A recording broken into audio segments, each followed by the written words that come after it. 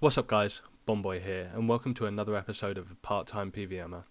This time I'm covering quite a lot of skilling, and we're getting into the higher levels now of some quite exciting skills. I enjoy some of these things, like farming here, just getting 87 right there. Yeah, the farming's proving to be really awesome, to train at these kind of levels. I think when you do a full trip of like all palm tree seeds, all magic tree seeds, and the Calquat, it's like 230k XP or maybe 180k XP of trip basically. So leveling up at this kind of stage in the game is really quite easy, so long as you have a constant flow of seeds, which means I'm going to be going back to doing bird's nest runs to hopefully get more. Anyway, we're going to move on to a few raids that I did earlier on in this 2-week period, and somebody just got himself a dragon harpoon, and that obviously wasn't mine, but this was a nice fun mass raid. We did quite well. Here we have a little 3-man that we were doing, and this was just a nice easy quick raid, and we got ourselves an elite clue, which we will be doing in just a second. Here we go, here's the casket. Let's see what we get. Anything exciting, hopefully. Just got to get the view right, make sure everything looks good, in case you need a thumbnail or something like that. But anyway, we'll open the casket and boom, we got a Zami page. I've completed the book, so it's all just dupes at that point, but it's always a nice bit of bank value. Back again with the raids, another mass, and this guy Difford RS goes and gets himself an Ancestral top. Very lucky. He actually called Ancestral for himself. Now this master I've had from 2 episodes ago basically, and I was going to do a hard clue scroll grind, which I did do, and for like a few days, and didn't get the required Zami full helm. I did get the Armadyl one though, so yeah, I will be dropping that clue as you can see there, and I've left it alone. Anyway, one of the big skilling things that I got up to this week was I ran out of rune darts essentially for raiding, and I needed to make a lot more. That requires me getting 89 smithing, and also it requires me actually smithing these things. So I'm going to smith the gold ore first and see where that takes me, and then we'll probably get onto the rune just after that. But you can see there, 60 million GP worth of ores there that I need to smith, and ideally I would smith all of them. At some point I'm going to have to switch MTK to getting me coal instead of planks, but obviously 99 construction is a bit more pressing than 99 smithing for me personally, just because of the use, the skill cape perk. Anyway, now we're on to the smithing, and there we go and get ourselves 87 smithing. Nice and easy. This is very fast with the gold bars. It's amazing. So always recommend that. And it's only that I've done a huge mining stint because of the getting the T-bow and needing the amethyst arrows that I have this much gold. Otherwise you can buy it, but yeah, it's fantastic for training. There goes level 88, nice and easy. And finally here, 89 smithing. It's not actually finally, but that is the level required to make rune darts, so always a big plus. This will be another first for me. I've never done this on any account again. Iron Man is amazing in that way, and I'm sure you all know, but I can now make the rune dart tips, and I will be making loads. I've got quite a few rune bars stacked up. And to be honest, in future I might mine rune ore just to, have loads of rune darts coming in basically. So here we are, just making some rune bars I should say. It's great. And there's 90 smithing. So I went this far because I did intend to smith everything that I had, but honestly that wasn't going to happen, especially if I was hoping to get anything interesting for a video for you guys. So I did stop at 90, and that was part way through the adamant bars that I had. So I managed to make all the rune bars, and I will now be going to smith them all. And I can also make rune scimitars, which I'm pretty sure is needed for a Wildy Elite Diary task. And I can smith the Dragonfire Shield myself without having to pay the 1.2 mil, I believe it is, to Oziak, I think. So that's really cool if I ever get the Visage, so yeah. Now, we made all the rune bars, and we're now making all the dart tips, and this is going to be amazing fletching our rune dart tips. And there we go, 93 fletching. So fletching is just going to be easy at this point. I used the broad arrows to boost to kind of 92 fletching so I could make the dragon arrows as quickly as I could, and the javelins. But from there, I can just rely on all the darts I'm ever going to have to make and stuff like that. It's going to be a really easy passive skill, you know, to have come through. And there we go, all the rune darts are made, and that's 26 million GP worth of rune darts. I can guarantee you, on my main, I would never have bought 26 million GP worth of rune darts in one time. So it's interesting how things work out with Iron Men, you know, with the hoarding attitude. It really does kind of show. Anyway, we're at Zulrah here, and this was quite a drastic kind of moment for my account. So I do a lot of very AFK Zulrah, and as you can see, I wasn't paying enough attention there, and I got dropped on my forehead. And this had been happening a fair bit. I've been kind of tired. I've been very busy recently, so a bit of late night Zulrah has been coming along and helping me kind of make progress without having to get into too long stints. But anyway, I am fed up of doing this run. Like, this run in the Lambridge Bank to the chest is just so annoying and long, and I've done it so many times. And yeah, at first I thought I was going to change my spawn point to Sears, and I thought that I could actually have the spawn point right outside the bank. It turns out that's not the case, and it will always be Camelot, I believe. So I might have just made a 5 mil GP mistake here. If that is the case, correct me, because if I want to spawn here, that would be beautiful. However, I believe that the Edgeville spawn is actually the closest spawn to the bank, and so I decided to pay the 5 mil and you know, go for it, because it's the closest as far as I'm aware. I believe it's the closest by like 2 or 3 steps over the Camelot spawn. It does cost 5 mil, so it's very expensive, but to be honest, Edgeville was quite a nice hub. I do a lot of stuff in Edgeville, and you know, when I'm doing my prayer training, respawning in Edgeville will actually be really useful. So that's one of the reasons I decided to go for it. Now we're in another raid here, and these raids are actually with pure spam. He is ulting in this raid, just trying to leech the points, but you know, we don't mind. And it brings quite a varied level of kind of raiders together. A few of them are quite good, and so I thought my odds might be quite good here. I got 30,000 points, which is 15%, and Solo Show managed to get himself a Dexterous Prayer Scroll, which I desperately need, and it's his second.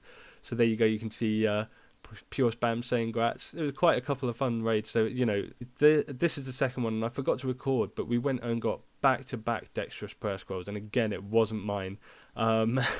So yeah, what can you do? That was a fun little session, nice little evening. Anyway, so the Portal Nexus has come out. It's a fantastic update. It means I can reduce the number of rooms I need for my house, and it's just one of those things that makes the house an even greater hub. You know, it's just perfect, and it's very expensive. It's very, very expensive. The marble blocks alone, look at them, 325k, and you need like 8 of them or something like that, or maybe 4. I can't remember exactly. You'll see them coming up here. And the gold leaf, 130k, and I bought 2 of those because I need them for the amulets to be mounted on the wall, which you can do the Xerix amulet and the dig site amulet there, which is fantastic to have them in the house ready to go.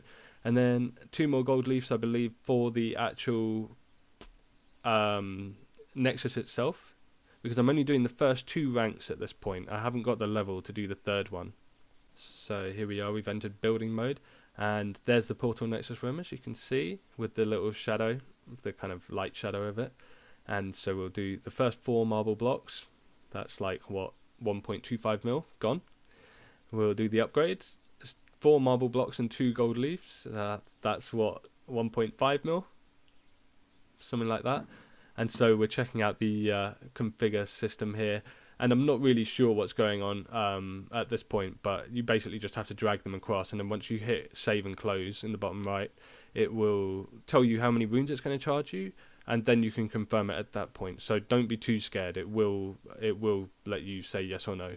Now, in order to get the dig site pendant mounted in the house, you need to come and get an amulet from this guy, and he requires 250 rubies, 100 cosmics, and 500 fire runes, I believe. And here he gives you the medallion, and you can then go and mount that in the house along with a gold leaf and a mahogany plank, the same as the Xerix talisman, which you need 5,000 fangs from, which if you're doing raids, the supplies for all of these are super easy to get. You will have them banked already. That's the thing. So if you're already at a stage where you're raiding, don't worry about all this. This is minimal cost to you. It's very easy to achieve. Maybe before then is a bit harder to go for, but yeah, at this point in the game, this is just massive convenience for me. Everything was already in the bank.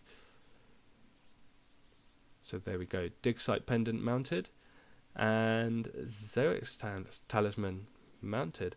That also means I saved the Zamorak Talisman from the bank. I only had one, and so I just uncharged it, stuck it in the house. Don't need to worry about it. That's it. Bank space saved. And for the dig site ones, I've kept a few just in case, but I think after a few months of probably never having to use them, I'll probably alch them. You know, it just depends what the use cases are. So at this point, I'm wondering what to alch, and I need money again to do my construction grind. I wasn't satisfied with the second stage portal nexus. It only holds 8 different teleports, and the whole reason for getting the portal nexus is to eliminate the 3 portal rooms that you would have in order to cover all of the teleports. I think even possibly 4. So yeah, if it's not doing that for me, if it's not eliminating the extra rooms, it's kind of useless. So this pushed my grind for construction into overdrive, and the first thing I needed was cash to be able to transfer all my logs into planks, and that was going to cost me around 12 mil. And so I started pulling out my rune reluctantly, because I kind of like this collection.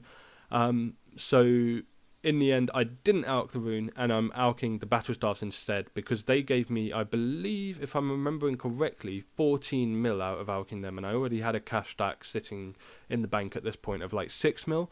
So I ended up with 21 mil, and that is what we're going to use for the rest of the construction grind. So yeah, the reason I'm going to get to 90 is because the portal nexus is level 92. So in order to not faff about with boosting and stuff like that, I figured I might as well just get to 89. And then once I've got 89, I can use the crystal saw, which gives you a passive boost of 3, so that I can then make the portal nexus without any faff, you know, without having to get the spices and the boosting and all that kind of thing. But also, I could have done that from level 89, I hear you say. At level 90, in raids, you can make the large chest, and sometimes I will bring planks from the scavs and find that somebody's already made the medium chest, and then I've kind of wasted inventory space, wasted time, and I'm not going to get any points for that. It's not the biggest deal in the world, because it's only 100 points, but to me, you know, it's very achievable to get those 100 points, so why not? You know, it always adds up, and anything to help get the dexterous prayer scroll, I swear. We got an elite clue from a raid with a couple of my clanny friends kind of thing, and we're just going to see what the loot is here. The elite clue was pretty garbage. It was alchables and a Saradomin page, and sad to say, amazingly, of all the Sara pages I've got, which is a total of 4, they are all Saradomin page 1, including this last one. So yeah, genuinely, I haven't completed the Saradomin book either. That is it. That's what I've got out of the Sara pages. Now we've got the construction grind, and I've decided to do the mythical capes, and I'm going to show these because I was struggling to find information about this. I had to ask my clan, and they were like, I was so confused because there's so many. There's like the cape rack and the cape stand and all this kind of thing, and so people just say mythical cape, and that is what it's called on the wall. You know, but annoyingly, that's quite hard to find information about. Anyway, the reason I'm doing this instead of teak planks, teak benches or teak tables, which would be faster XP, is because each log actually gives you more XP per. So you can see there I'm getting 370 XP per action. I'm using 3 planks and the cape, but I will get the cape back. So what this means is if you divide 370 by 3 is you're getting about 123 XP per plank, I believe, which when using these planks there's 84 construction. When using these planks anywhere else will give you 90 XP each, so it's about a third of an XP increase basically per plank, which means I can spend less time waiting for the planks from MTK. It will cost me less money to obtain those logs, and it will cost me less money to turn them all into planks because it will just be less. So everything will be less. I believe this will be more efficient, even though it will take longer to train the level. Anyway, there's 85 coming in. And yeah, I just wanted to kind of go through that because this was quite a confusing piece of content for me. You know, and I think it might be for others as well, but this is a good method to train construction, I believe, personally, if you can take it. It is very, very easy to get like RSI with this. There's 86, by the way, and you can see my total level 2081 there. I'm just coming up crazily high. But yeah, so I could only do like 2 or 3 hours of this at a time, actually making the things in the house, because it was making my hand ache pretty badly. So, you know, it took me a little while, but it's really not that many hours of actual gameplay. So we're just going to squeeze in a cheeky little farming level here. So I'm kind of pushing for like 2000, you know, I'm pushing for max, effectively. This is happening, you know, I don't know how hard this is happening, but there's 88 farming, and 90 is obviously another improvement level for raids where, you know, plants will last a lot longer when picking herbs. So yeah, that will be handy, and it just looks great, and the XP is so easy. So yeah, I mean, my account really is in the kind of throes of maxing endgame. There's 87 construction. I'm obviously a long way to go, don't get me wrong, you know, like a stupidly long way away, but it's kind of, it is happening. And when I started this account, I didn't think I'd be doing that. I didn't think I'd be going for these high scores. And there we go, 88 construction, getting close to the 89 now. And I have to confess, I stopped at 89. It was getting late on Sunday. I'm going to change the format of the way these videos comes out. So I will be making them on Sundays from now on. But yeah, so I stopped at 89 because it was getting a bit late on Sunday, and it's been a very busy week. So this is where we're going to end up. 89, I will get 90 for the next video, and the Portal Nexus will also be filled next video. But there's 89 actually coming in, and 2085 for a total level, which is 15 away from 2100. I'm quite pleased to be kind of nearing that, and I've got quite a lot of easy skills to get them up. But anyway, it's time to make the final stage of the Portal Nexus, and I've got to get 2 of these magic stones, which each cost just shy of 1 mil, so that's 2 mil, and 2 more gold leaves, which is another like 260k. A lot of money. But here we go, we're going to go into building mode, and we are going to upgrade this Portal Nexus, which I've now moved to a more kind of suitable location because it's actually useful. So here we go, let's see how it changes from that white border. And there it is, the slightly blue tinge. I think it looks really nice. I don't know about you guys. Some people are saying this isn't worth it as well. I think this is massively worth it. To combine all of this into one room is huge. And also, the smaller you can keep your house, I think it's like a 3x3 or a 4x4 square radius kind of thing. Not a square radius, but squares, if you see what I mean. Has a massive impact on your loading time. So keeping it 3x3 will mean that, I think, I'm not sure about this, but somebody has told me that they believe, I think the 4x4 one is 2-tick loading time. So if you can keep that loading time to a minimum, it's perfect. Anyway, I'm just like recharging my crystal sword there because it ran out. Anyway, that's it for this video, guys. Thank you for watching, and if you did stick around, thank you very much. I always appreciate a like and a comment. You know, I like to hear what you guys are up to, so feel free to message me and stuff like that. And if you want to chill, Iron Mechman CC, the CC name is in the description so that you can see that. And yeah, as always, have fun, good luck, take it easy, and peace. I'll see you on RuneScape.